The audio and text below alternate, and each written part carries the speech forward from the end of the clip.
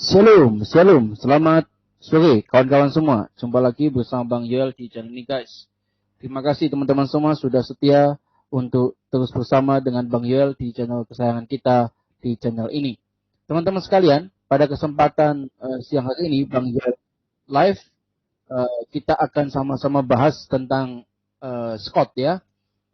Teman-teman perlu diketahui bahwa Bang Scott channelnya beberapa waktu ini raib ya. Dia ganti menjadi paleologi ya. Ternyata ada banyak kabar yang mengatakan banyak polemikus muslim itu kepanasan. Terus kemudian ada yang mengatakan banyak polemikus muslim itu ketakutan dengan data-data yang diungkapkan oleh Scott orang Indonesia.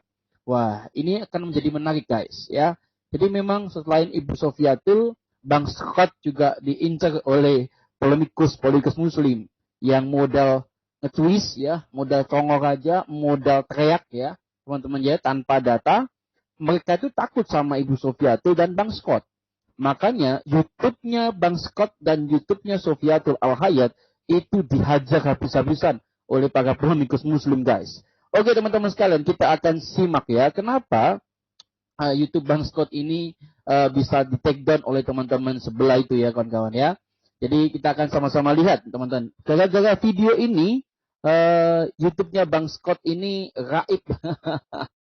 Karena banyak polemikus muslim itu ketakutan teman-teman ya.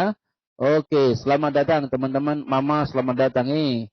Oke, kita sama-sama akan menyaksikan guys ya. Yuk kita lihat sama-sama video ini teman-teman ya. Ini video yang mantap jiwa guys. Oke, yuk sama-sama kita dengarkan teman-teman. Yang saat ini itu tidak ada lagi di kubah-kubah masjid atau musola. Yang dahulu sebelum adanya internet ini jelas terpampang lambang muslim itu ialah bulan dan sabit. Tetapi sekarang diganti dengan lapas Allah. Bagaimana keseruannya video ini di dalam mengungkap satu fakta kebenaran bersama Scott. Jangan lupa senantiasa dukung terus channel Hati yang Gembira ini dengan cara komen dan subscribe serta share supaya semakin kebenaran diberitakan dan banyak jiwa diselamatkan. Yang telah saya sampaikan ya, dan sebetulnya informasi itu adalah informasi yang telah disampaikan oleh Dr. J. Smith dan Dr. Odon Lafontaine ya. Nah ini misalnya kita lihat kanal Ustadz Menachem Ali lah ya, Menachem Ali. Ini kita santai-santai aja lah dulu ya malam ini karena ini menurut saya menarik ya. Nah kalau kita lihat videonya Pak Menachem Ali misalnya ini ada judul-judul seperti ini ya. Nah jadi kalau misalnya kita lihat di sini atau Jim Media Channel deh, Jim Media Channel.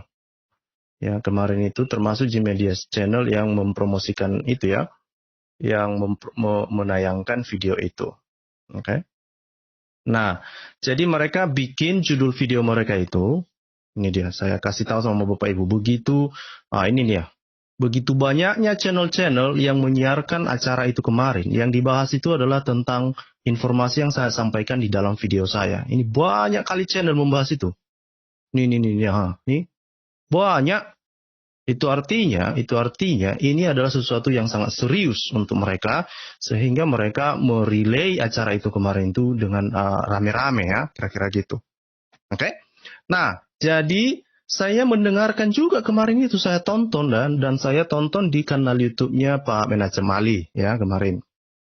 Nah, ketika saya menonton itu saya mendapatkan beberapa hal yang menurut saya unik dan perlu untuk dibicarakan. Salah satunya itu adalah tentang klaim Menachem Ali.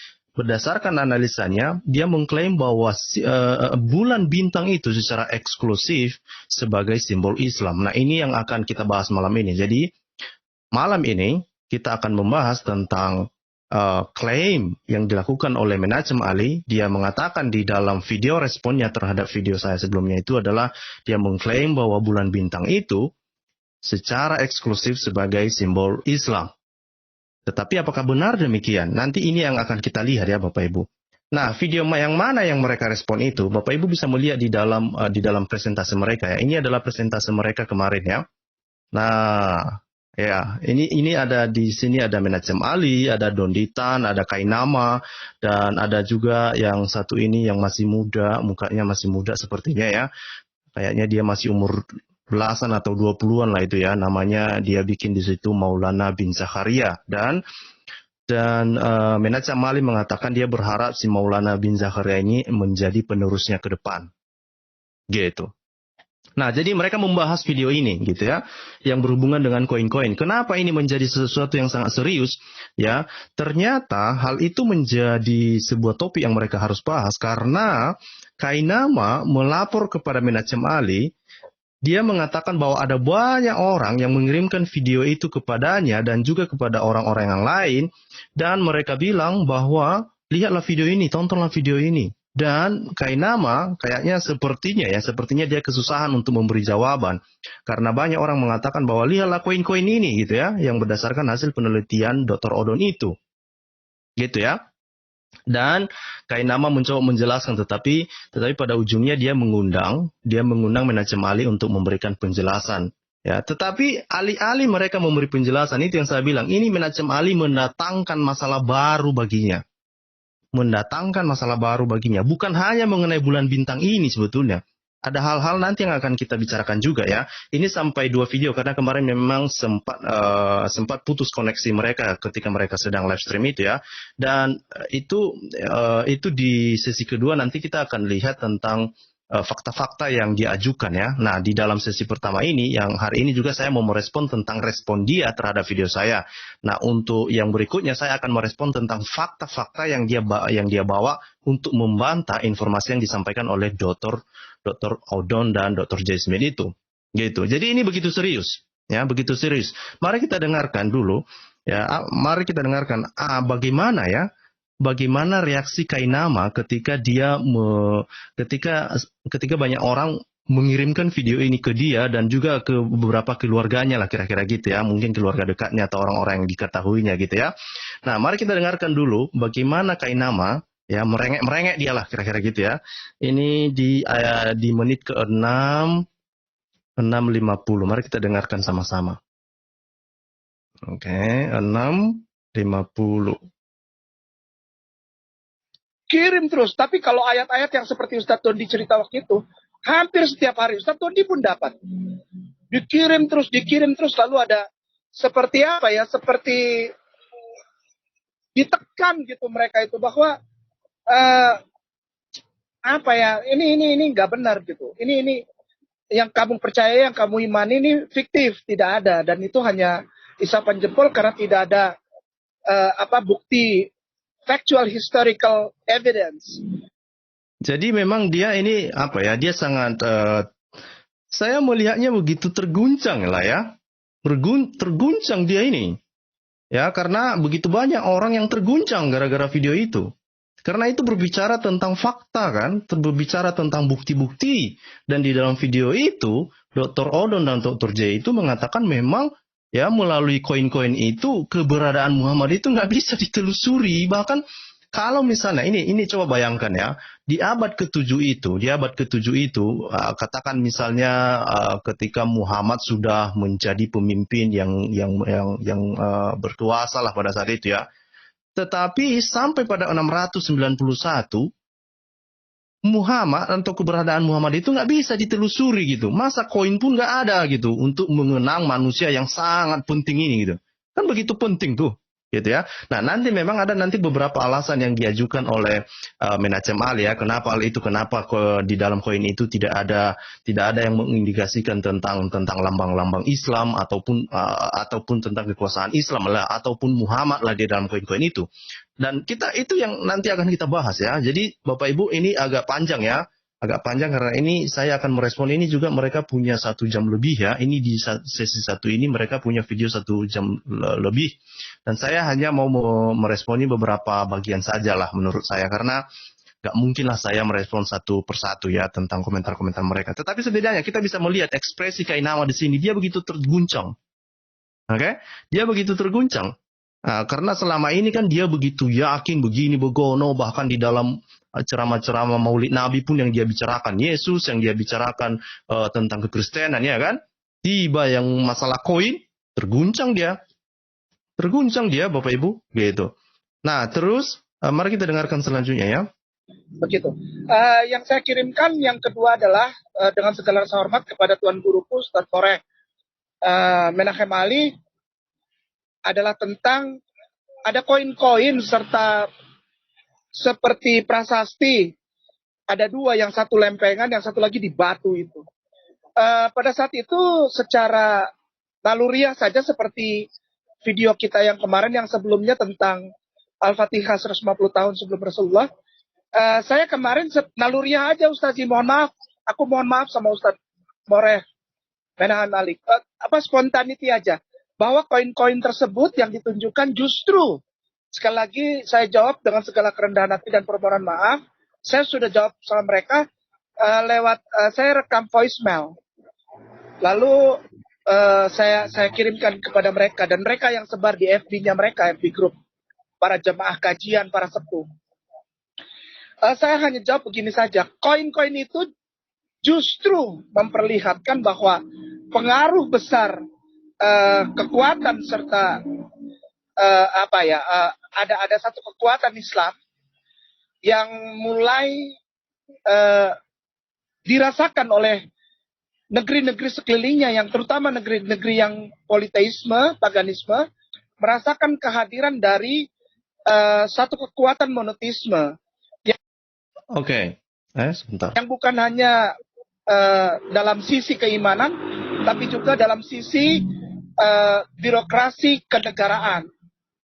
Oke, jadi kita sudah tahu ya, pertama ya, dia berkali-kali minta maaf kepada Menachem Ali karena dia menyampaikan jawaban itu. Itu artinya kan dia sendiri nggak yakin bahwa jawaban itu adalah jawaban yang bisa menjawab keguncangan ya, terguncangnya orang yang mempertanyakan tentang keberadaan Muhammad ini dilihat dari kacamata koin itu, gitu ya. Jadi dia berkali-kali minta maaf sama Menachem Ali karena dia telah memberikan jawaban lebih cepat dari Menachem Ali mungkin, dan dia sangat khawatir kalau jawaban itu ternyata salah, gitulah kira-kira gitu ya. Nah, nanti kita akan lihat apakah memang jawaban itu benar, mendukung dan ada benarnya atau tidak gitu ya.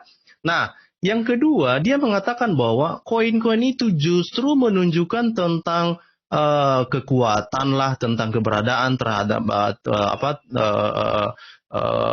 menunjukkan tentang pengaruh Islam pada masa itu. Nah, ini yang saya pikir ya, bukan hanya Kainama yang gagal paham di sini, bahkan juga dari respon Menachem Ali, saya merasa mereka ini gagal paham terhadap video yang saya bahas itu. Juga mereka gagal paham terhadap apa yang disampaikan Dr. J. Smith dan Dr. Odon Lafontaine. Yang dibantah itu bukan masalah Islam berkembang pada saat itu. Itu sisi yang lain gitu ya. Tetapi klaim-klaim Muslim yang selama ini selalu mereka mengatakan bahwa ini Muhammad itu adalah yang membawa Islam, yang menerima wahyu, yang menerima Quran, ya kan? Nah, tetapi ketika ditelusuri tentang hal seperti itu, bagaimana Muhammad, kapan Muhammad menerimanya, di mana Muhammad menerimanya, lokasinya di mana, sepertinya semua clue-clue itu tidak ada clue yang menunjukkan bahwa memang Muhammad ada pada saat itu seperti yang dipercaya oleh Muslim saat ini. Saya pikir gagal paham orang ini memahami apa yang dikatakan oleh J. Smith. Benar bahwa pada abad ke-7 itu ada sebuah kekuatan yang bangkit pada saat itu, tetapi belum tentu itu adalah Muhammad yang dikenal oleh Muslim saat ini. Itu inti yang disampaikan dari Dr. J. Smith. Makanya saya heran orang ini, kenapa mereka selalu gagal paham gitu? Kenapa? Ada apa orang ini? Gitu. Jadi apa yang mereka percayai hari ini bahwa Muhammad itu begini begono di abad ke-7 itu yang misalnya Muhammad itu kan lahir di sekitar di tahun 560 570 kalau nggak salah ya. Terus berkembanglah Islam itu mulai dari 610 dan Muhammad wafat itu pada tahun 632. Itu sejarahnya. Tetapi manusia yang mereka percaya yang biografinya seperti itu, Ya, itu yang dikatakan oleh Jasmine itu, jangan-jangan ini sebetulnya orang yang salah. Kita menceritakan orang yang salah. Kenapa? Ketika ditelusuri tentang keberadaan Muhammad ini susah dan tidak ada data-data pendukung. Bahkan ketika ada satu profesor yang sebelumnya sempat saya tayangkan juga ya pernyataan dia mengatakan bahwa di dalam sebuah diskusinya bersama Dr. Jasmine, dia mengatakan bahwa tidak ada dokumen-dokumen yang sangat otentik yang bisa mendukung sebetulnya keberadaan Muhammad ini pada saat itu. Gitu. Itu di dalam sebuah diskusinya bersama Jasmine. Nanti kalau sempat saya akan carikan videonya deh, ya. Dengan profesor yang lain juga, bukan hanya dengan Odon yang mengatakan bahwa Muhammad dipertanyakan eksistensinya pada abad ke-7 itu gitu. Ya. Nah, jadi ini yang saya pikir sekali lagi mereka gagal paham dengan hal ini. Ya. Inti yang disampaikan itu adalah bahwa Muhammad yang dipahami saat ini oleh muslim di zaman ini itu belum tentu orang yang sama, belum tentu orang yang sama yang dibicarakan pada abad ke-7 itu. Karena kenapa? Dengan melihat misalnya Muhammad yang dipahami saat ini, ketika ditelusuri misalnya, itu keberadaannya sulit untuk dideteksi, sulit untuk mengatakan, oh benar, ini Muhammad memang betul. Muhammad yang kita kenal saat ini memang betul ada di abad ke-7 itu gitu. Itu yang saya pikir kenapa orang ini susah kali gagal pahamnya. Ya, gagal pahamnya ngeri kali gitu. Nah, jadi itu dari Kainama. Jadi dan memang Kainama mengatakan bahwa saya hanya menjawab ya secara spontanitas dan mengenai bukti-bukti dia nggak punya, dia hanya punya di otak katanya gitu. Nah, itu Bapak Ibu nanti bisa mendengarkan apa yang disampaikannya itu. Sebentar, saya kirim linknya dulu sama Bapak Ibu. Ini video mereka ini. Nah, Bapak Ibu bisa menonton secara utuh video orang ini. Ini saya kirim di live chat. Nah, jadi itu video mereka itu ada di sana, masih ya. Download video mereka supaya mereka nggak kelari kemana-mana nanti, gitu. Ya, jadi ini adalah salah satu bukti memang mereka terguncang dengan hal ini. Mereka terguncang dengan hasil penelitian Odon dan juga hasil penelitian yang dilakukan oleh Dr. J. Smith dan Kainama sendiri ya kesulitan dengan hal itu sampai dia harus minta maaf kepada Menachem Ali untuk memberi jawaban. Nah, sekarang kita langsung kepada Menachem Ali. Seperti apa respon Menachem Ali dengan video itu ya? Ini yang menarik menurut saya ya. Ini di menit ke 19:34. Ini saya tonton berkali-kali video mereka ini Bapak Ibu. Jangan salah jangan mengira saya tidak menonton, saya tonton. Karena ini menurut saya orang ini perlu dikasih perhatian lah dikit ya kan. Ini kemana ini? Ini di menit ke 19:34. 19:34. Apa yang dikatakan oleh Menachem Ali? Mari kita dengarkan. Timur, Yitro Hayishmaili.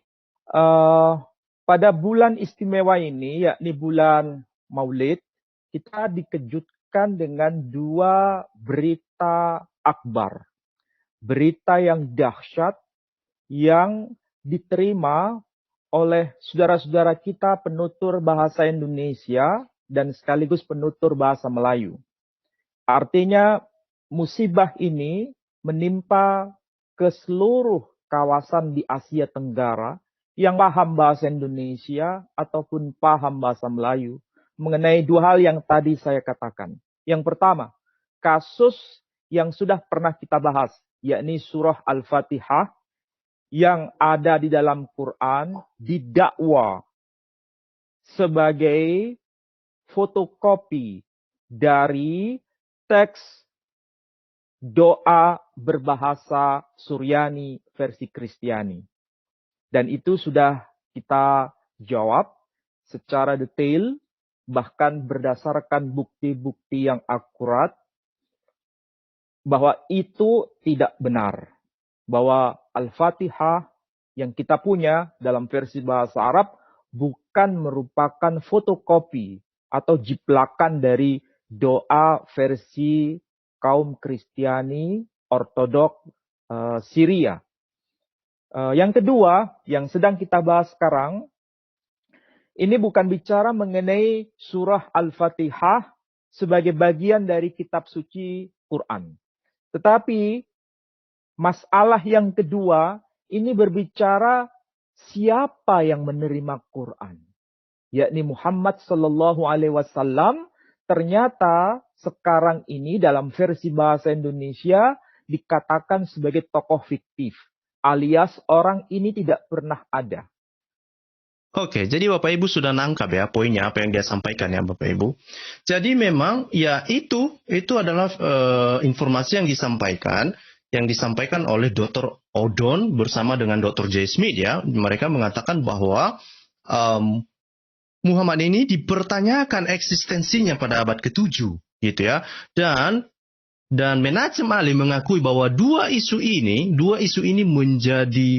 menjadi musibah ya. Bahkan dia mengatakan dalam video itu dia mengatakan bahwa itu musibah bagi mereka gitu. Begitu terguncangnya gitu ya. Bukan hanya Kainama yang terguncang rupanya. Dia juga terguncang ini. Bahkan dia menganggap itu adalah sebuah musibah. Gitu ya. Kenapa itu dianggap sebuah musibah ya? Saya teringat ya dengan apa yang terjadi di dalam kekristenan ya. Di dalam kekristenan ini banyak hal-hal yang sudah terjadi, Bapak Ibu. Oke. Di dalam kekristenan itu ada yang menuduh macam-macam termasuk apa yang dilakukan Kainama. Bahkan ada penelitian sebelumnya sebenarnya yang mengatakan bahwa Yesus itu tokoh fiktif. Gitu ya. Sebelumnya mengatakan bahwa Yesus itu tokoh fiktif. Apakah orang Kristen lalu ngamuk-ngamuk mereka? Enggak lah. Ya kan? Enggak. Orang Kristen santai-santai aja. Dan itu kita santai menjawabnya ya. Santai menjawabnya dengan memberi dalil-dalil yang bisa dipercaya. Nah, orang ini ketika mereka diperhadapkan dengan hal seperti ini lalu mereka mengatakan ini musibah. Ya. Ini peristiwa yang sepertinya begitu mengguncang iman mereka gitu ya. Nah, saya kurang tahu kenapa. Kalau betul ya kenapa kamu mengatakan itu musibah dong? Yakin saja ya kan. Nah, memang saya sebelumnya ya saya sudah menonton. Saya juga mengikuti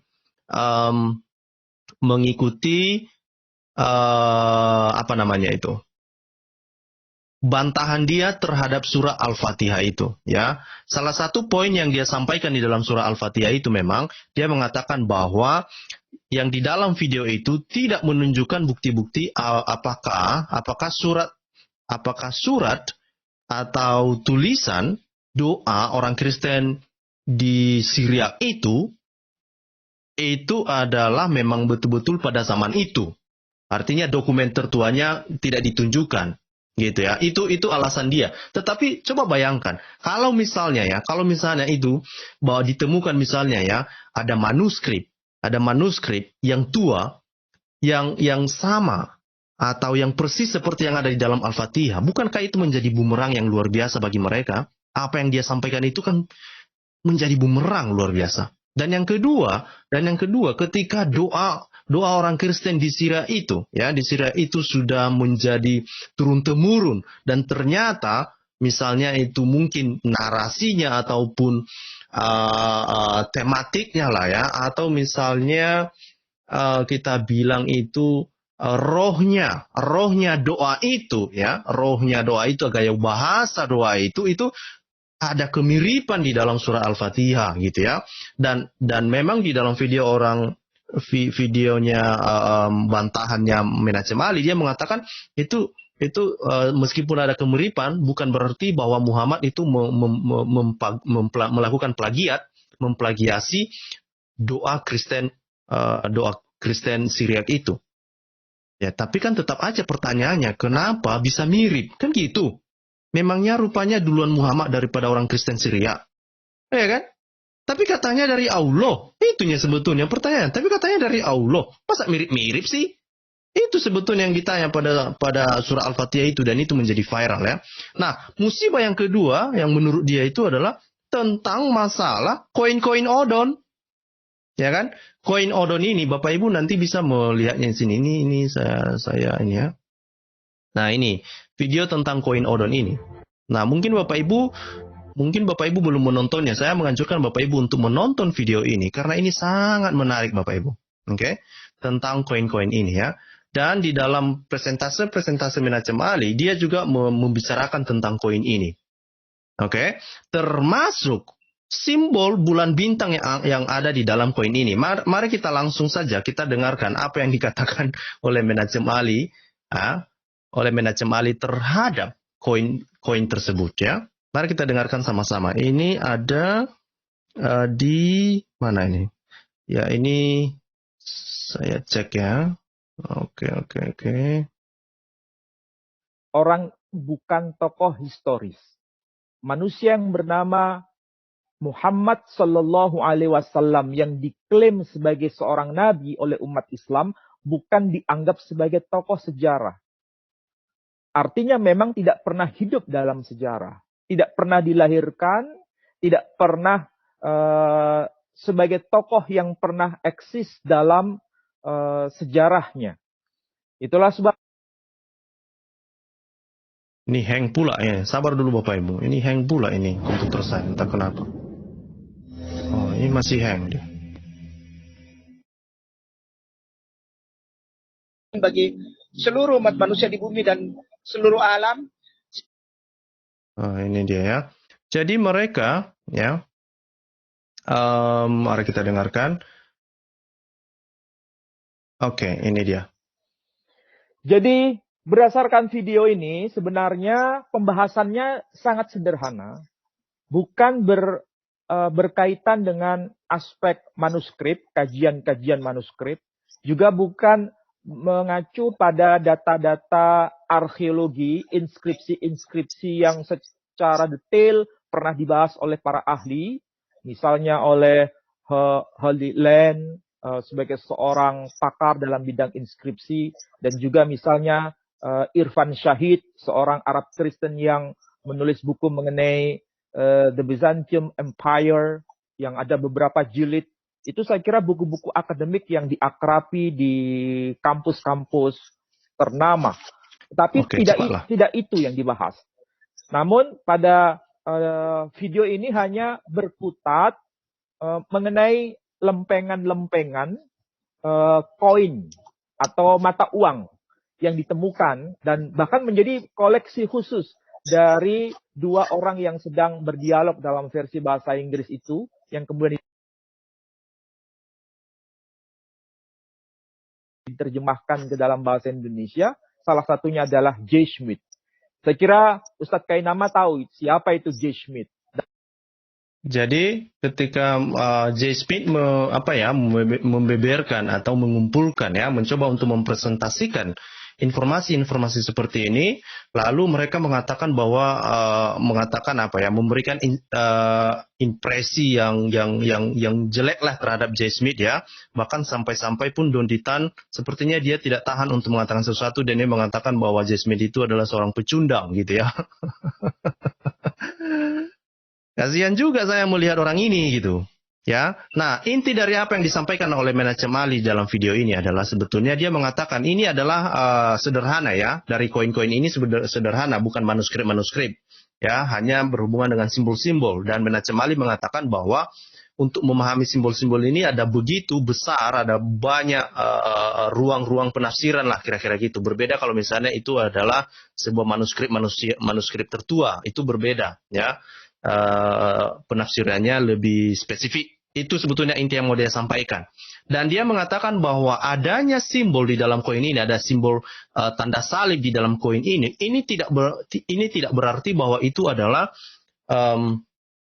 itu tidak berarti bahwa Islam tidak ada atau tidak ada indikasi terhadap keberadaan Muhammad.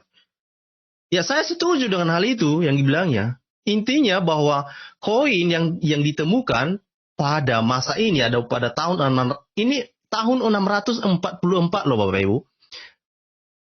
Udah, yang ditemukan, koin ini ditemukan sekali lagi, ditemukan pada atau diperkirakan lah itu dibuat pada tahun 644 dan 656 ya selama kekhilafan Utsman ibnu Affan. ya, selama kekhilafan Utsman ibnu Affan. Jadi perhatikan, itu jauh setelah Muhammad meninggal, dan koin ini tidak ada indikasi tentang keberadaan Muhammad. Memang betul yang disampaikan oleh Menachem Ali, memang betul yang disampaikannya. Memang tidak ada indikasi koin ini mengatakan bahwa tidak ada tentang keberadaan Muhammad. Betul. Ya sama, kita juga merasa begitu, bahwa koin ini menunjukkan keberadaan Muhammad tidak terdeteksi. Sulit untuk mengatakan apakah Muhammad ada di zaman ini atau tidak. Kenapa? Karena koin ini saja justru simbol-simbol kekristenan yang masih eksis. Kalau seperti yang mereka gaung-gaungkan ya, nanti kita akan melihat ya masa-masa kekhilafan Islam itu dari tahun berapa ke tahun berapa, dan seperti apa wilayah kekuasaannya. Karena ada blunder. Ya, ada masalah yang sangat blunder menurut saya apa yang disampaikan oleh Menachem Ali di dalam video ini. Dia mengatakan bahwa ya itu wajar saja karena pada saat itu terjadi hibridisasi lah. Ya, mungkin maksudnya itu pencampuran antara keyakinan itu yang bisa itu merujuk kepada apa yang terjadi pada koin-koin itu. Itu alasan dia. Ya tetap saja Muhammad nggak nampak di situ. Ya kan itu poinnya. Tetap saja keberadaan Muhammad nggak bisa ditelusuri dari keberadaan koin ini. Bagaimana ya Menachem Ali ini? Kan memang itu tujuannya, kan memang itu informasinya gitu ya. Nah, dan Menachem Ali mengakui itu. Memang dia mengatakan ya itu kan tidak menunjukkan bahwa Muhammad tidak ada. Betul, tetapi di mananya? Kalau begitu, bagaimana kita membuktikan keberadaan Muhammad kalau nggak ada di dalam koin-koin seperti ini gitu ya? Padahal Muslim mengatakan bahwa misalnya di dalam masa kekhilafan itu begitu besar kekuasaan Islam. Dan lebih lucunya, Menachem Ali di dalam video ini dia mengatakan begini, bahwa pada saat itu ya bukan hanya kekuasaan Islam yang ada pada masa itu, tetapi ada kekuasaan yang lain, misalnya kekuasaan Romawi yang menurut dia lebih berkuasa pada saat itu. Jadi Islam itu pada saat itu adalah hanya sebuah alternatif kekuasaan pada saat itu. Ini adalah sesuatu yang sangat blunder. Tahu nggak kenapa? Ini saya akan bukakan kepada Bapak Ibu ya. Kenapa saya merasa bahwa ini Menachem Ali dipertanyakan motifnya untuk menyampaikan hal itu. Kita akan lihat masa kekhalifan. Ini masa kekhalifan Islam. Ini ya, ini saya kasih di depan mata Bapak Ibu untuk mengerti, untuk memahami ini pelan-pelan. Oke, jadi ketika berhadapan dengan Kainama, kasih dia koin-koin lagi ya kan, biar pusing dia. Nah, Bapak Ibu nanti kasih kata kunci di Google misalnya masa kekhalifan Islam. Udah, kita nggak perlu yang rumit-rumit teknologi yang canggih-canggih, nggak perlu. Cari aja di Google masa kekhalifan Islam, maka kita akan lihat ini ya, misalnya di Wikipedia khalifah, ya kan? Kita ceklah di masa khalifah ini. Ya kan? Nah, di masa khalifah ini Bapak Ibu nanti bisa membaca, oh khalifah ini, khalifah itu, khalifah ini, khalifah itu, ya kan? Tetapi ada namanya khalifah. Oke. Ini kenapa ini? Oke. Nah, dan di dalam masa keislaman ini ada ya masa, namanya ada beberapa masa kekhalifan ya. Misalnya ini dibilang khalifah utama. Bapak Ibu bisa mengetahuinya ya. Oh ini. Oh ini saya perbesar. Nah, dibilang di sini khalifah utama. Ada banyak sebetulnya masa-masa kekhalifan itu ya. Ada khalifah utama, ada Wangsa Umayyah ya. Ini apa namanya di dalam khalifah-khalifah yang utama ini. Nah, kita akan lihat langsung misalnya di dalam masa kekhilafan utama ini, misalnya di dalam khalifah Rasidin ya, kekhilafan Rasidin. Udah? Biar ini tidak ada dusta di antara kita lah ya kan.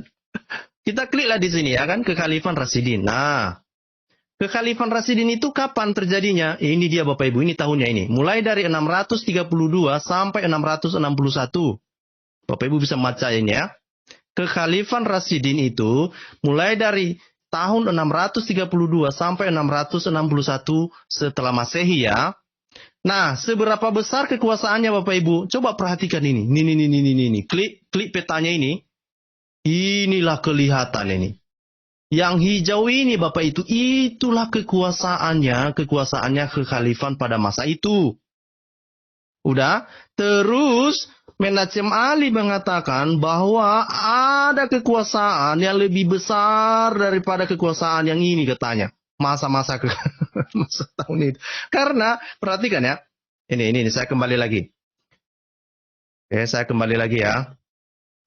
Oke, ini di tahun 632 sampai 661 tahun tadi, itu ada koin yang namanya tadi, koin yang tadi itu. Nih. Mana tadi? Koin ini ditemukan pada tahun 644 sampai 656. Ya kan? Artinya koin ini ditemukan pada masa kekhalifan Rasidin. Bisa dipahami ya? Nah, terus klaim mereka mengatakan bahwa itu kan Islam masih belum berkuasa begitu besar pada saat itu. Tapi sejarah kan mengatakan berbeda. Ini daerah kekuasaannya. Nah, ini dikatakan di sini ya, perhatikan ini. Kekhalifah Rasidin adalah kekhalifan yang berdiri sejak wafatnya Nabi Muhammad pada tahun 632 Masehi atau tahun 11 Hijriah. Kekhalifan ini terdiri atas 4 khalifah pertama dalam sejarah Islam yang disebut sebagai Khulafaur Rasidin. Pada puncak kejayaannya, kekhalifan Rasidin membentang dari, perhatikan ini, dari Jazirah Arab sampai ke Levan, sampai ke Kaukasus dan Afrika Utara, serta sampai ke dataran tinggi Iran dan Asia Tengah di timur. Artinya kawasan ini begitu besar Bapak Ibu. Lalu Muhammad Ali atau Menachem Ali mengatakan, oh, itu Islam pada saat itu belum besar. Kekaisaran Romawi masih lebih berkuasa. Itu kekuasaan Islam itu pada masa itu masih hanya sebuah alternatif. Gimana ya orang ini? Satu sisi mengatakan bahwa ini masa-masa kekhalifan, masa-masa penting bagi Islam. Tapi satu sisi, oh, tidak. Itu hanya sebuah alternatif doang. Gimana ya orang ini? Hah? Coba dulu. Gimana orang ini? Oke, jadi itu makanya saya bilang ya, saya merasa lucu mendengarkan orang ini. Mereka tidak bisa menerima fakta gitu ya. Nah, sekali lagi, koin tadi itu ditemukan pada masa ini. Dan di dalam koin itu, keberadaan Muhammad itu nggak ada, bisa ditelusuri. Itu intinya. Kok susah kali sih dimengerti? Itu intinya. Artinya, kalau kita lihat berpikir lebih jauh lagi, ya, apa yang disampaikan oleh J. Smith dan Dr. Odon itu, mereka mengatakan begini, Odon mengatakan kemungkinan orang yang sebetulnya yang dibicarakan ya atau yang memiliki kekuasaan pada abad ke-7 itu bukan Muhammad ini yang mereka percaya ini, tapi kemungkinan mungkin Amir atau Umar, itu yang mereka percaya, itu yang disampaikan oleh Odon. Artinya apa? Inti yang mereka sampaikan itu adalah bahwa Muhammad yang dipercayai oleh Muslim zaman ini bukanlah Muhammad yang diceritakan, yang ada bukanlah manusia yang sama atau tokoh yang sama yang dikenal pada abad ke-7. Kalau misalnya Muhammad begitu penting dan menjadi tokoh penting, bagaimana tidak menjadi tokoh penting? Bayangkan aja daerah kekuasaannya itu yang sampai ke Asia Tengah, sampai ke Afrika Utara, ya kan, menguasai dataran Arab, ya kan, hampir sampai ke Arab Selatan, Arabia Selatan, ya kan, mulai dari Arabia Utara bahkan menguasai kawasan hampir menguasai seluruh kawasan Sasanid gitu ya. Sampai ke Arabia Selatan. Itu yang dibilang itu nggak besar, itu nggak signifikan dan itu masih dianggap sebagai hanya sebuah kekuasaan alternatif. Ini yang kadang-kadang orang ini ya, saya nggak tahu lagi lah mau ngomong apa kalau begini. Mungkin masuk Menachem Ali ini baru dianggap bahwa Islam itu sebagai kekuatan yang absolut kalau sudah dikuasai seluruh bumi ini gitu ya pada masa itu. Kan nggak jelas orang ini ya kan, orang Batak bilang nggak jelas, ya kan.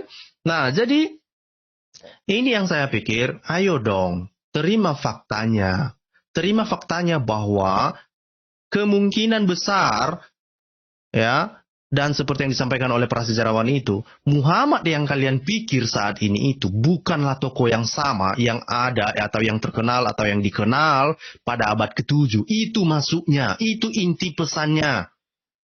Ini harus saya ulang-ulangi lagi. Saya ulang-ulangi lagi yang disampaikan oleh Dr. J dan Dr. Odon itu. Gimana sih kalian ini? Gitu ya.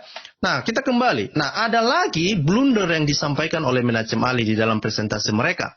Ya, tentang itu mengenai topik kita hari ini, tentang bulan bintang.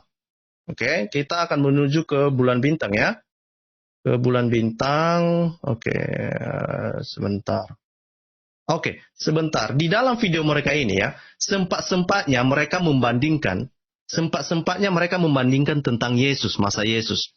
Ya kan? Mereka bilang, lihatlah mana ada itu koin yang ada tanda salib pada masa Yesus. Lah kan berbeda lah. Orang Israel pada saat itu masih di bawah pemerintahan Roma. Lah Islam kan artinya kan Israel masih di bawah penjajahan. Lah Islam kan menjajah pada saat itu. Mereka yang conquer ya kan. Mereka yang menguasai wilayah itu di situ. Artinya mereka lah yang punya otoritas dong. Menurut pemahaman Muslim saat ini harusnya mereka punya otoritas, punya kekuasaan, punya resource. Mereka punya nama. Muhammad punya nama pada saat itu harusnya. Ya, atau setidaknya setelah Muhammad meninggal lah, maka nama Muhammad masih harum lah di situ. Masa di koin aja nggak ada? Itu dibandingkan pula pada masa Yesus. Ya, pada masa Yesus ya mereka masih di bawah kekuasaan pemerintahan Roma lah. Mereka di bawah penjajahan lah. Kayak gimana ya orang ini? Ini kadang-kadang ya gara-gara terguncang kali pikirannya. Udah nggak tahu lagi mau ngomong apa. Udah nggak tahu lagi mau memberi pembelaan apa. Lalu dibalik-balikkan ke Yesus.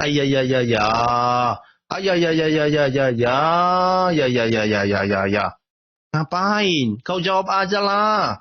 Katakanlah misalnya begini. Kalaupun kisah Yesus itu misalnya adalah sebuah kisah yang tidak bisa ditelusuri. Apakah itu kamu mau pakai? Oh, lihatlah Yesus karena nggak bisa ditelusuri ke sejarahnya, maka Muhammad nggak apa-apa juga nggak bisa ditelusuri ke sejarahnya. Kan cara berpikir orang yang IQ rendah itu menurut saya. Jangan begitu kalian berpikirnya. Ayo dong, Menachem Ali agak-agak lebih tajam sedikit analisanya. Termasuk Don Ditan. Kemarin ini yang membawa tentang masalah ini adalah Don Ditan ya, yang membawa menampilkan ayat-ayat firman Tuhan ini. Karena ini berhubungan dengan dirham, ya berhubungan dengan dinar gitu ya. Yang Yesus suruh untuk membayar kepada kekaisaran Roma. Itu artinya bahwa memang pada masa itu mereka di bawah kekuasaan pemerintahan Romawi. Ya jelas lah belum ada koinnya mereka bukan yang berkuasa kok. Gimana ya orang ini? Saya kadang-kadang yang kasihan juga melihat Don Ditan ini. Dan saya perhatikan kainama di situ. Dia anggu aja. Anggu aja. Gimana? Brother. Nggak apa-apa kalau Muhammad nggak bisa ditelusuri pada abad ke-7. Kenapa, brother? Karena ternyata tidak ada juga koin kekristenan pada masa Yesus, brother. Ya. Gimana lah ini? Ya kan? Nah, kita lanjut ya. Ini yang menurut saya blunder luar biasa. Ini di koin ini. Sebentar. Oke. Atas penjelasan seseorang tanpa ada dasar keilmuannya. Nah, coba perhatikan nih ya. Mungkin ini ada perdebatan. Yang warna hijau, yang di kotak-kotak itu, ya, di bagian tepi, yang warna hijau, itu ada simbol-simbol. Simbolnya itu semacam bulan sabit. Masalahnya begini. Apakah simbol bulan sabit itu simbol Islam? Itu satu. Kedua, kalau seandainya simbol bulan sabit itu bukan simbol Islam, lalu simbol dari imperium apa? Imperium Romawi atau Imperium Persia? Nah, dari penjelasan dua tokoh ini, salah satunya J. Smith, mengatakan bahwa ini adalah bagian dari simbol kekaisaran Persia. Ya, tapi kita cermati, kalau simbol kekaisaran Persia agamanya itu resminya adalah agama Zoroaster. Itu tidak mengenal simbol yang disebut bulan sabit. Tidak. Nah, perhatikan di sini Bapak Ibu. Ini yang menurut saya sangat-sangat blunder. Tahu nggak kenapa? Karena dia bilang, apakah ya bulan bintang ini punya Islam eksklusif sebagai simbol Islam atau bukan? Maka untuk memahami itu dia bilang, berdasarkan penelitian atau berdasarkan pernyataan-pernyataan dari Dr. J. Smith, baik itu juga Odon mengatakan bahwa ini bulan bintang itu adalah berasal dari kerajaan Persia yang merupakan sebetulnya dipengaruhi oleh imperium sebelumnya ya, dan termasuk juga misalnya kepercayaan mereka yang ada hubungannya dengan apa yang disampaikan oleh Menachem Ali tadi itu ya, misalnya Zoroastrian itu. Nah, Menachem Ali mengatakan bahwa lambang kepercayaan Zoroastrian itu adalah elang terbang itu ya, elang yang bukan elang terbang, elang yang mengepakkan sayapnya itu, dan dia tidak tahu bahwa lambang bulan bintang ini sudah ada sebelumnya. Dia hanya mengatakan itu agama resmi dari Imperium Persia ini adalah Zoroastrian yang lambangnya begini begono, yang lambangnya itu adalah elang bersayap itu katanya. Lebih blunder lagi ini saya kasih biar saya tunjukkan sama Bapak Ibu di menit 48. Lebih menarik apa yang disampaikan di sini Bapak Ibu. Hasil riset Edwin M. Yam, karena beberapa dokumen yang dibahas dipakai adalah simbol semacam elang mengepakkan kedua sayapnya. Nah, itu yang dibilangnya ya, bahwa memang agama Zoroastrian itu menggunakan lambang elang yang mengepakkan sayapnya. Itu betul itu yang disampaikannya. Tetapi bukan berarti bahwa hanya itulah simbol-simbolnya. Dan bukan hanya itu ya, yang blunder itu adalah ketika dia mengatakan bahwa simbol bulan bintang itu adalah eksklusif untuk Islam. Mari kita dengarkan apa yang disampaikannya. Itu yang kita bisa lihat dalam konteks tradisi Zoroaster. Nah, masih tersisa satu pertanyaan. Lalu simbol bulan sabit itu apakah memang tradisi Zoroaster ataukah tradisi Kristiani? Kalau tradisi Kristiani tidak pernah dipakai simbol itu. Tinggal satu pertanyaan sekarang. Kalau bukan simbol Kristiani dan bukan simbol Persia, lalu simbol apa? Satu-satunya jawaban adalah simbol Islam. Bapak Ibu sudah dengar apa klaim dia? Saya putar lagi. Persia, lalu simbol apa? Satu-satunya jawaban adalah simbol Islam. Saya putar lagi biar Bapak Ibu mengingat apa klaimnya Menachem Ali dan Kainama angguk-angguk kepala dan Donditan merasa terkagum-kagum dan Maulana bin Zakaria merasa terkagum-kagum. Saya putar lagi ya kan? Lalu simbol apa? Satu-satunya jawaban adalah simbol Islam. Apalagi di situ ada tertulis kalimat berbahasa Arab. Oke, dia mengklaim begitu. Sekarang kerjaanmu lah sekarang Menachem Ali untuk ya mudah-mudahan kamu tidak dikata-katai oleh Muslim. Mudah-mudahanlah kamu tidak diserang sendiri, artinya dikata-kata yang enggak lah ya oleh Muslim sendiri ya. Kenapa? Mari kita lihat ini dia Bapak Ibu. Nggak tahan saya ketawa, betul. Inilah tentang bulan bintang itu Bapak Ibu. Ini dia. Ya kan? Yang diklaim oleh Menachem Ali secara eksklusif untuk Islam, dan ini juga yang dipercaya oleh Islam saat ini loh, termasuk Imam Murah. Dipercaya bahwa bulan bintang itu adalah eksklusif untuk simbolnya Islam.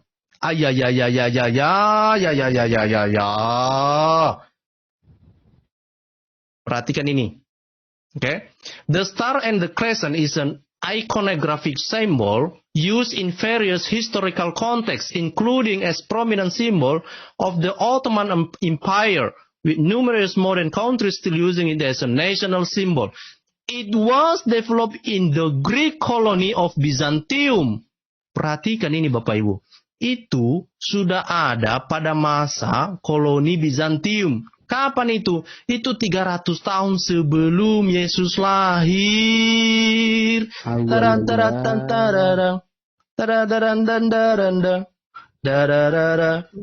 Tapi kata Muhammad Ali tadi, ya kan? Menachem Ali mengatakan itu simbol Islam.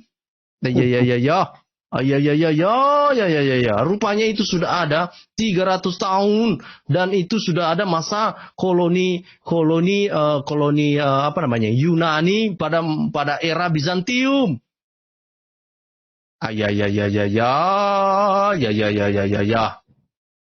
Terus dia bilang, itu nggak ada hubungannya dengan Zoroastrian. Ini saya kasih ini, kita input ini ya, kita input kata kunci Zoroastrian.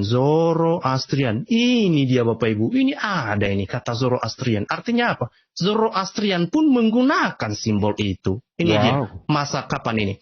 Zoroastrian Mah and Mitra. Perhatikan ini lambang-lambangnya nih.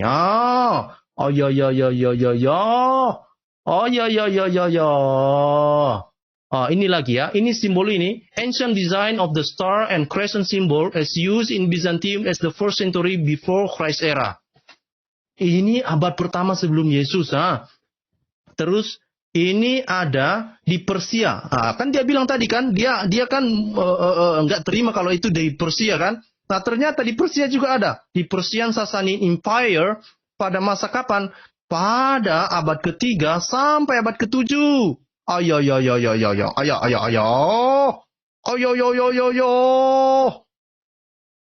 Gimana ini? Makanya saya bilang ya, teman-teman muslim ini jangan asal mangap kalau ngomong. Ya, cek dulu. Nah, ini lagi apa lagi? Kita lihat ini simbol-simbolnya ini. Ini semua ini, bulan bintang ini semua ini. Ini. Ceiling depicting the Neo-Sumerian king. Ibisin seated with a star on the dingir, a crescent adjacent to him. Ini sudah ada simbolnya ini. Kapan ini ada ini? Ya kan? Ini sudah masa lalu, ya. Jauh. Ya, ini simbol ini, bulan bintang ini. Ini kapan ini? Ya. Depicting the emblems of Ishtar, Venus, Sin, Moon, and Samas, Sun. Nah, ini adalah yang ada di masa abad ke-12 sebelum Masehi. Abad ke-12 sebelum Masehi. Abad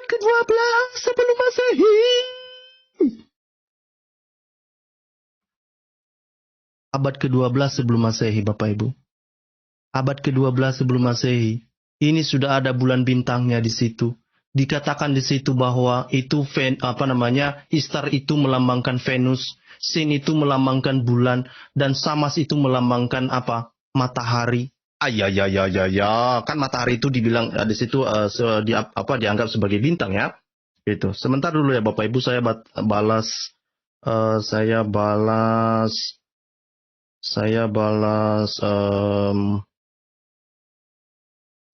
SMS maksudnya. Sebentar. Siap.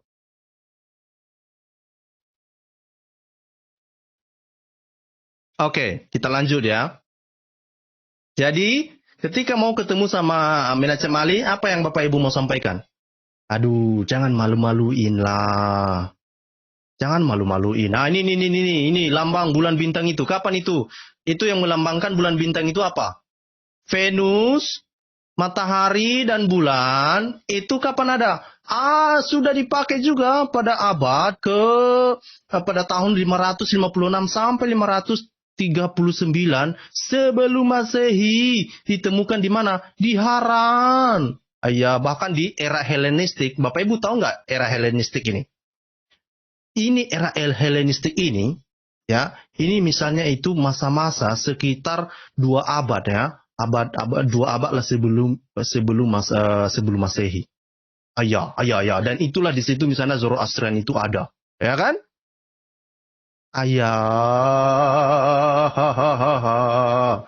Bagaimana ini Menachem Ali? Ya mudah-mudahan kamu tidak dicibir oleh Muslim sendiri ya Bapak Ibu. Mudah-mudahan Menachem Ali itu bisa tidur malam ini, ternyata itu bukanlah simbol yang eksklusif untuk Islam. Ini Imam Murah, dia sangat protes saya, dibilangnya itu monolog katanya lah. Jadi yang kemarin itu orang Menachem Ali itu bukan monolog. Menachem Ali. Imam Murah. Dan apa sih pentingnya harus berdebat untuk apa ya, harus bertatapan muka, ya kan? Kenapa? Untuk apa? Gak perlu. Lebih bagus yang seperti ini kan? Kita nggak perlu cari-cari masalah, ya kan? Menacem Ali memaparkan materinya, saya membantahnya, ya kan? Dan kita menemukan Menacem Ali, dia bilang bulan bintang itu eksklusif sebagai simbol Islam. Rupanya bukan. Oke, itu saja mau saya sampaikan malam ini Bapak Ibu. Jadi untuk yang sesi kedua, mungkin besok saya... Oke.